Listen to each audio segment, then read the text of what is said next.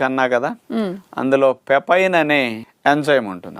ఇది ఆహారం త్వరగా జీర్ణం అవటానికి బాగా ఉపయోగపడుతుంది. ఫస్ట్ లాభం అది. రెండోది, బొప్పాయిని గనక నెత్తికి పెట్టుకుని ఆ పేస్ట్ ని స్నానం చేస్తే కండిషనర్ గా జుట్టుకి బొప్పాయి చాలా బాగా ఉపయోగపడుతుందని సైంటిఫిక్ గా ప్రూవ్ చేశారు.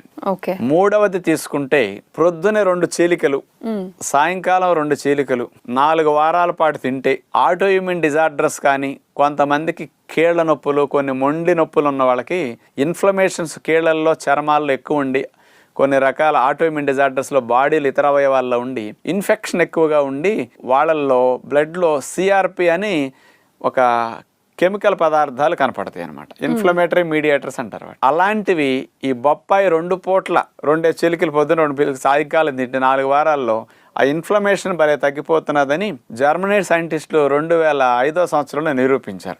బొప్పాయిలో